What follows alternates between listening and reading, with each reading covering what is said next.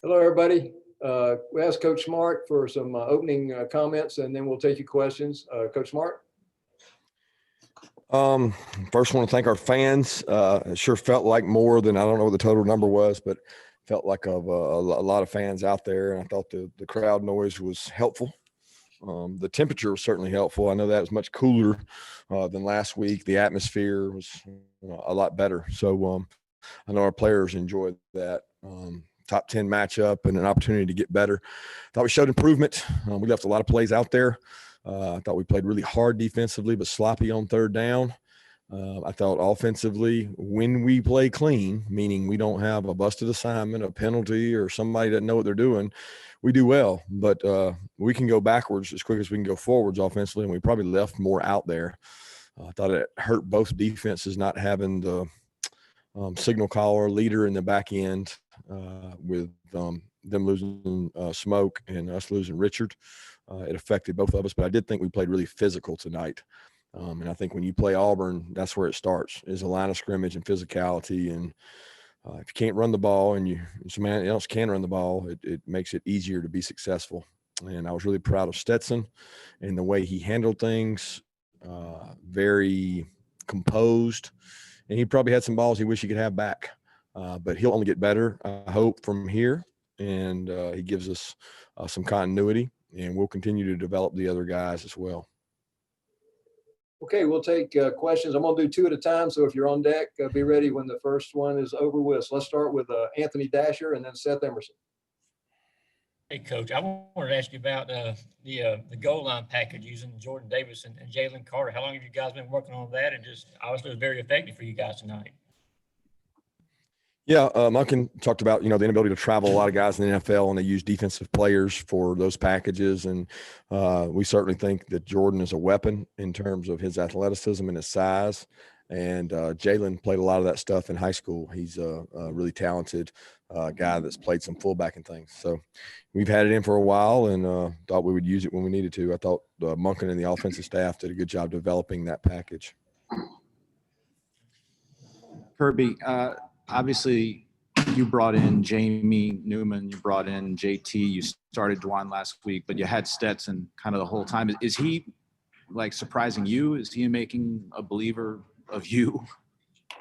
Yeah, he's not surprising me. No.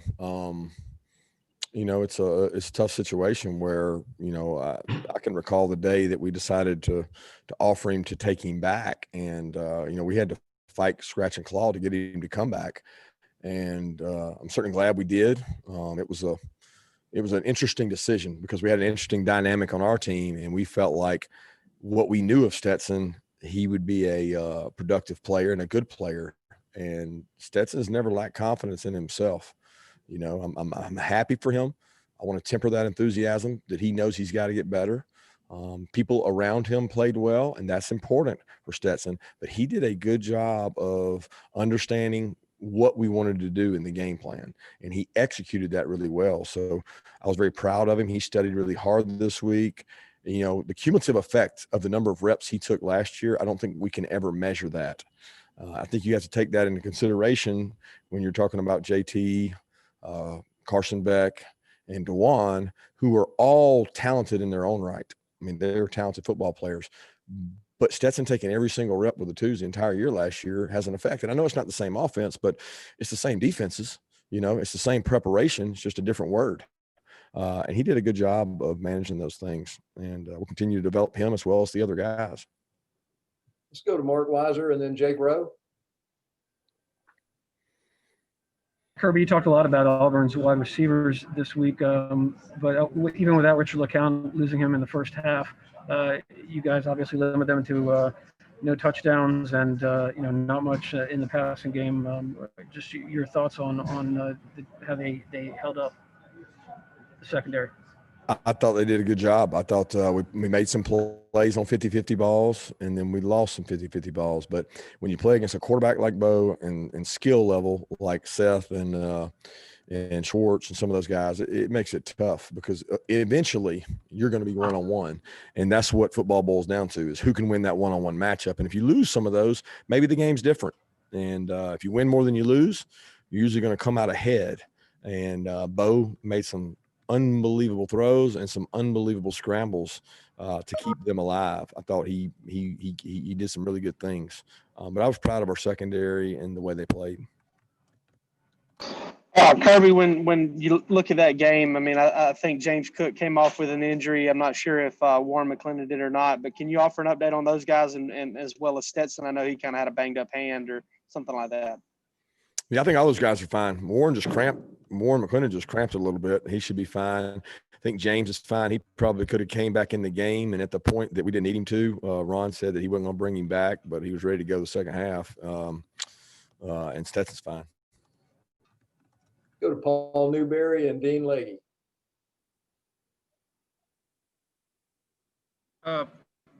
Coach, you say, obviously nobody has a locked up starting job. Does Stetson feel like, though, you're getting more and more comfortable with him? And like you said, you mentioned continuity, and he's been here for a few years and knows the offense. How comfortable and confident are you in him, holding this job for a while? Yeah, he continues to prepare the way he has and execute the way he has, and the offense functions around him. That's certainly the plan. I mean, we think that right now he's the guy, and he's done a good job preparing. He did a good job preparing this week. He used the people around him. He understands what we're trying to do. He's been part of a very similar offense for several years. Kirby, it seems that Auburn just never could get rolling offensively. Were you satisfied with how off kilter Bo was most of the night? And was that because of the blitzing, or was that other stuff y'all were showing? I don't know. I didn't think we finished well. I thought we had, I don't know. I would be guessing 4 or 5 missed sacks. Just couldn't get him on the ground. I think that credit to his athleticism, because we got some pretty good athletes out there that couldn't get him on the ground. But I was pleased with the way we finished. Obviously, with 6 points in the production, but we left a lot of third downs. We don't usually give up a lot of third downs. We've been good on getting off the field on third down, and 7 of 16 is not our. We don't meet our goal, and so we know that first drive of the second half was not up to our standard. Let's go to Mike Griffith and then Chip Towers. Yeah, Kirby, can you give us some insight into what went on this week as far as getting your team focused and recalibrated? I know there was a lot of newness on that offense and some new staff members. How were you able to get this team settled down and focused like this quickly for Auburn? We didn't do anything different than we did for Arkansas. I mean, we practiced on Monday, Tuesday, Wednesday, Thursday, Friday. We prepared. We went through our normal routine. I think they had one more game under their belt. That probably helped. We executed it at a higher level, which we didn't do against Arkansas. But we didn't do anything else. It was not like a magic speech or a motivational everybody. I mean, it wasn't there. The men in that room trust the men in that room, and they trust the coaches, and they listen to us. And we told them last week, it's never as good as it seems, and it's never as bad as it seems. But everybody now wants to make it really bad last week and really good now. And guess what? It's probably somewhere in the middle. Yeah, Kirby, how much do you attribute the good play of the offense to the offensive line in particular? It seemed like a much cleaner effort than a week ago. Well, I don't know. They were terrible last week, so something must have just happened. I mean, the Wizard of Oz came and saw them and gave them all courage and ability, and they played better. They were the same guys. I mean, it's not any different. I attribute it to the fact that we didn't have a ton of penalties, although we had too many, and we didn't turn the ball over. It's not rocket science. Let's go to William Newland and then Brandon Sudge. Hey, Coach. Yeah, I want to ask you about Kyrus Jackson. Obviously, he played well at Arkansas last week, but did you expect him to break out like he did tonight? And what's he been doing in practice, in the offseason and in these last couple of weeks that's made him such a top producer this year? Kyrus is one of our leaders. He's one of our toughest players. He's one of the most demanding guys of other people. He's a great academic student. He does what he's supposed to do when he's supposed to do it. And he deserved that game, probably more than anybody. He made plays and did a great job of that. Kirby, following up on Chip's question about the line, kind of following up on your response actually about the Magic or Wizard of Oz or whatever you said there. Is it the same type of thing with the offensive scheme and like opening things up. Was there any sort of like evolution that y'all saw over the last week? We're getting comfortable with guys, or is it just the same? Are you gonna, yeah? Yeah, it wasn't an evolution of the offense. It was execution of the offense, probably is a better word. I thought we had a good plan. I thought we had a good plan the week before. Plans didn't change. The execution did. And I would be sitting here lying to you. Everybody wants to make it about, coaching and scheme and play. And it's not about that. It's about players and execution and moving people up front and being able to be two-dimensional and not being one-dimensional. And if you can run the ball, then you're probably going to have success at throwing it. Let's go to Jeff Schultz if you have a question, and then Adam Rittenberg. Yeah, Kirby, just following up on the whole execution thing from early on. How much of it can just be attributed to last week was the first game? You didn't have a lot of practice time as much this year. You had a week get under your belt. How much of last week and maybe people's perceptions being skewed, or sort of changed by that? I don't think it was that, because we technically had more time to prepare for last week because it was like coming out of an off week, meaning we practiced for Arkansas more days than we did Auburn. Like Auburn was a short game week, so it was really Monday, Tuesday, Wednesday, Thursday. Where Arkansas, we prepared in advance. It really just boils down to our ability to execute, not shoot ourselves in the foot. And look, we probably did execute better last week when Stetson came in and people functioned around him. If you remember, we had a little more success in the 2-minute drive. We did some good things in the second half. I can't put a finger on exactly the difference. We were able to run the ball a little bit better. Hey, maybe Arkansas is better than people think. Somebody told me they won tonight. So, maybe they're pretty good, and maybe that has something to do with it. Kirby, every quarterback needs confidence, but is there something unique about Stetson and what he believes in himself, just given his story and what he's been through to this point? I think what's unique about Stetson is he, the guy handled everything the right way. As coaches, we got to look ourselves in the face, and I'm charged with making decisions. And, some people could probably argue that maybe we didn't make the right decision in the first game, and maybe he should have been the guy. But not only was he not the guy, he wasn't, he was not getting a lot of reps early in camp. And to his credit, the reps he got, he took a lot of value in. He was like a pro third string quarterback, and he was back behind the huddle going through his steps. He came and saw me a couple of times and, wanted to know where he was and why he wasn't getting a lot of reps. And, we talked endlessly about it from a staff, an offensive staff, and it was not it wasn't a clear cut deal. It wasn't like he wasn't the guy, but it wasn't like he was.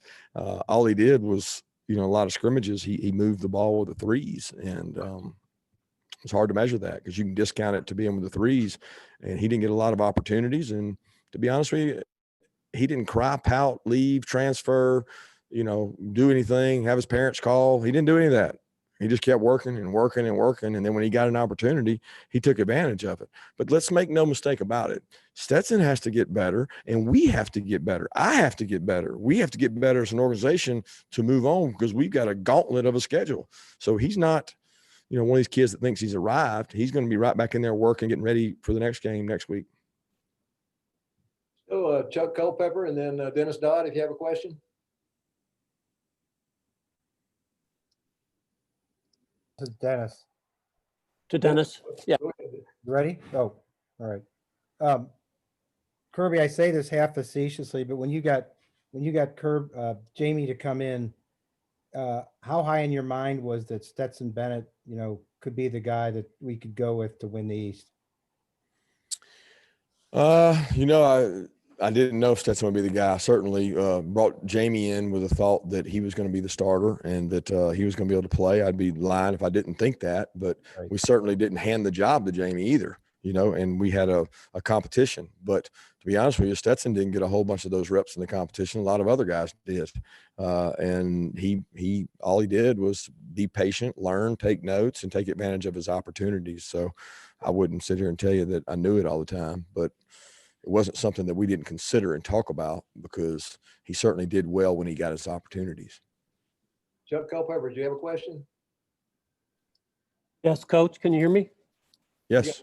Yeah, I just wanted to ask you about the balance. You got to halftime with 158 passing yards and 130 rushing, I think it was. I mean, that's about as close to ideal as it gets, right?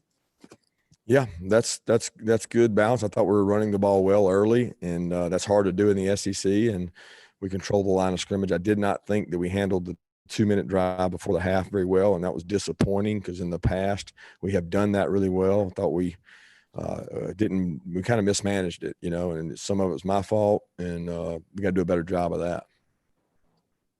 Got time for a couple more. Let's take David Pascal and then maybe Mark Bradley. If you have a question.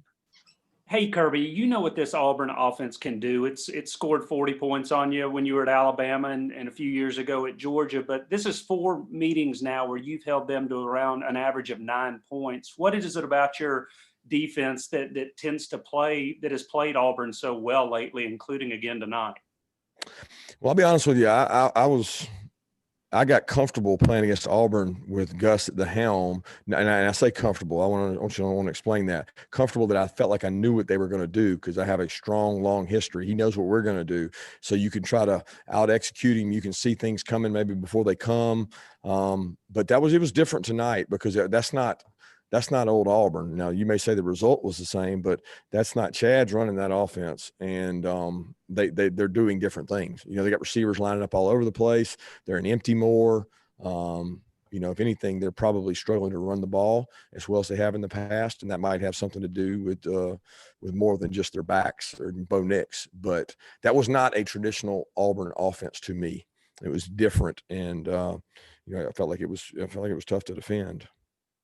Mark Bradley, do you have one? I don't. Thank you. All right, got time for one more. Anybody, jump in. Hey, Kirby, this is Connor Riley here. Stetson getting his first start this week. Do you think that did anything for him in terms of, either gave him more confidence or allowed him to play a little bit more free, given that it was his first career start for Georgia?